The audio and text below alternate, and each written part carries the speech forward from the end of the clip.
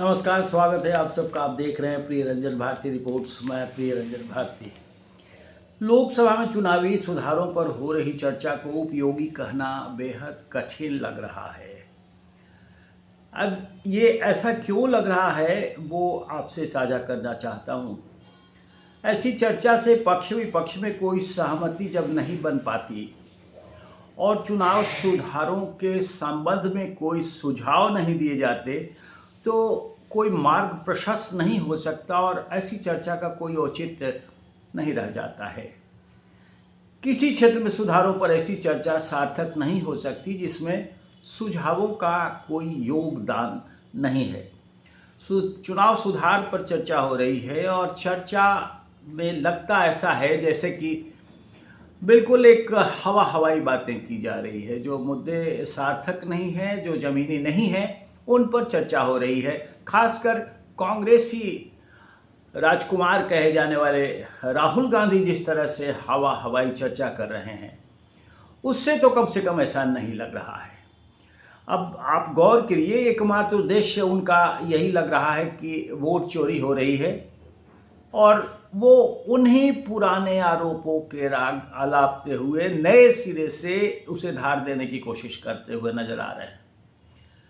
वो अपने इन आरोपों को पुष्ट करने के लिए हरियाणा और महाराष्ट्र विधानसभा के चुनावों के नतीजों की चर्चा तो करते हैं, लेकिन झारखंड और जम्मू कश्मीर के चुनाव परिणाम के एकदम सिरे से अनदेखी कर देते हैं। लोकसभा चुनाव की भी चर्चा नहीं करते जिसके परिणामों ने उन्हें विपक्ष का नेता संसद में बनाया। लगभग 100 सीटें उन्हें हासिल हुई गठबंधन के तरफ से और फिर उन चुनावों में वोट चोरी अगर होती तो शायद वो नहीं बन पाते, लेकिन उनकी चर्चा वो नहीं करते। सिर्फ हरियाणा, महाराष्ट्र और बिहार की बात करते हैं, झारखंड की भी भूल जाते हैं। तो ऐसी चर्चा का कोई मतलब नहीं रह जाता है। लोकसभा चुनाव में जहां भारतीय जनता पार्टी 240 सीटों पर सिमट गई थी, वहीं कांग्रेस को 99 सीटें मिली और उसके नतीजों में उन्हें विपक्ष का नेता लोकसभा में बना दिया। लेकिन वो इस सब को नज़रअंदाज करते हुए मतदाता सूचियों में विशेष गहन पुनरीक्षण यानी एसआईआर पर आपत्ति जताते हुए चल रहे हैं।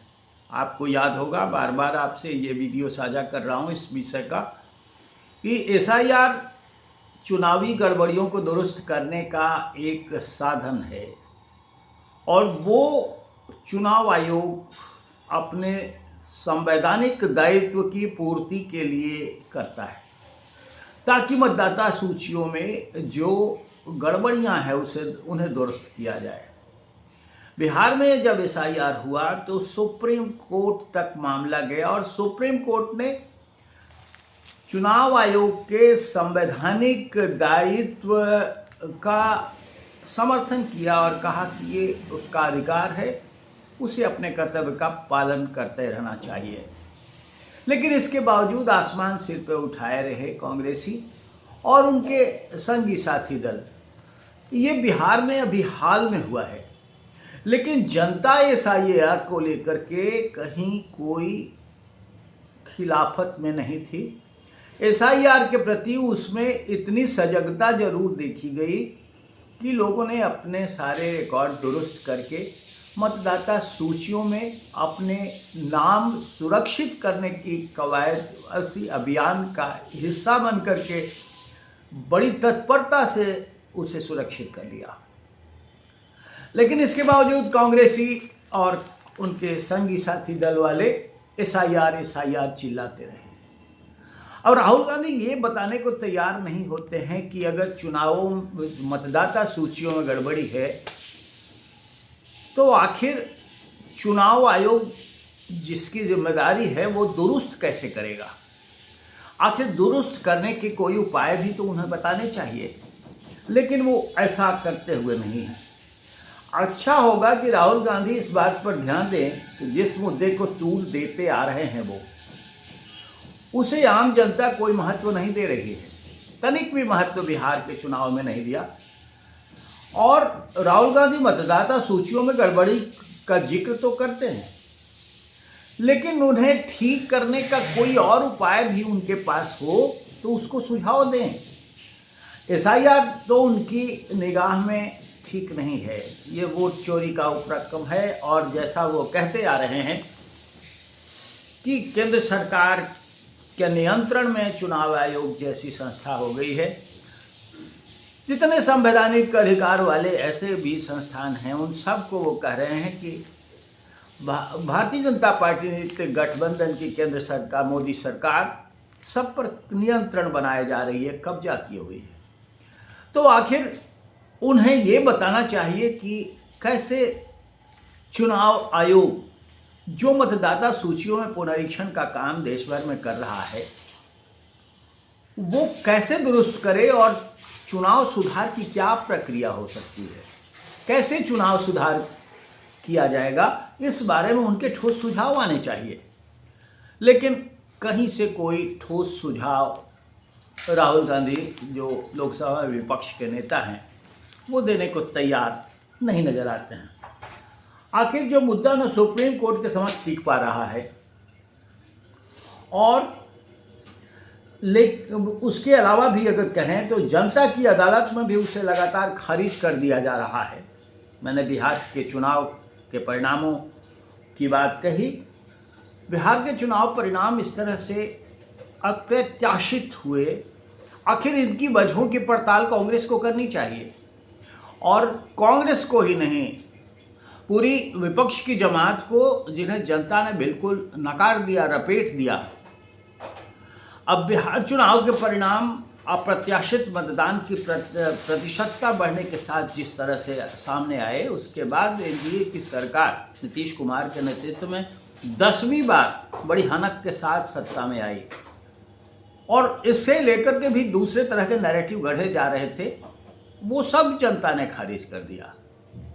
लेकिन इसके बावजूद राहुल गांधी अभी भी वही राग अलाप रहे हैं और तो और संसद में चुनाव सुधार पर बहस के दौरान वो इसी नाकाम मुद्दे को, जिसे उसे मुद्दा बनाने की वो कोशिश करते रहे, उसी नाकाम मुद्दे की रट लगा रहे हैं। कोई ऐसा प्रामाणिक दस्तावेज नहीं पेश कर रहे हैं कि चुनाव अगर सुधार किया जाए तो कैसे किया जाए, और अगर वोट चोरी हो रही है उनकी नज़रों में तो उसके प्रमाण, उसके उदाहरण कहीं कोई टिकने वाले दस्तावेजों के साथ वो पेश तो करते।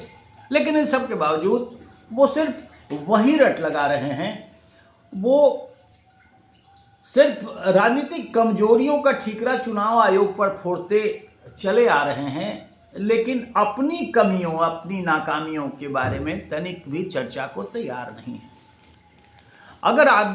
अगर कोई भी शख्स किसी भी संघर्ष में या किसी भी अभियान में पराजित होता है, हारता है, तो उसे इस बात का पुनरीक्षण करना चाहिए कि कहाँ कमी रह गई थी, कौन सी चूक रह गई थी, और उसका परिमार्जन करके, उसमें सुधार करके वो जीत के रास्ते पर बढ़िया तरीके से, शानदार तरीके से आगे बढ़ सकता है और यूँ कहें कि उत्कर्ष पर पहुंच सकता है, सफलता हासिल कर सकता है। लेकिन लगता नहीं है कि राहुल गांधी कुछ सीख लेने को तैयार हैं और न ही उनकी पार्टी कोई भी बिहार चुनाव के नतीजों से सबक लेने को तैयार है। अब देश भर में, पश्चिम बंगाल, उत्तर प्रदेश और विभिन्न राज्यों में, तेलंगाना जैसे राज्यों में जहां एसआईआर हो रहे हैं, वहां मतदाता सूचियों में पुनरीक्षण के काम को जिस तरह से इन्होंने फिर उसी आबो हवा के साथ मुद्दा बनाने की कोशिश की है, तो लगता है कि वो सबक सीखने वाले नहीं हैं और जिन पर वो लगातार फेल होते जा रहे हैं, जिन मुद्दों को लेकर के नाकाम हैं, उन्हीं मुद्दों को रट लगा करके और उन्हीं पर फिर जोर आजमाइश करने की जुगत लगा रहे हैं। आखिर इसका फायदा क्या है, इसके मायने क्या है? लेकिन हम तो सवाल खड़े कर सकते हैं और ये सवाल भी खड़ा कर सकते हैं कि लोकसभा में जब चुनाव सुधार पर चर्चा हो रही है, तो जब सुझाव नहीं देंगे, परामर्श नहीं देंगे, तरकीब नहीं बताएंगे, तो फिर चुनाव सुधार पर चर्चा का कोई मतलब नहीं रह जाता है। आखिर आप भी तो इस देश के मतदाता हैं, नागरिक हैं। आप भी इस पर अपने सुझाव दीजिए। हमारे वीडियो पर कमेंट बॉक्स में जाके अपनी टिप्पणी ज़रूर कीजिए, ताकि हमें लगे कि आप मेरे विचारों से सहमत हैं या जो मैं आपसे साझा करना चाहता हूं वो दमदार है या नहीं। आज के अंक में बस इतना ही। लेकिन हाँ, हमारे इस चैनल को सब्सक्राइब नहीं किया है तो सब्सक्राइब करिए, लाइक कीजिए, शेयर कीजिए। फिर मिलते हैं। नमस्कार।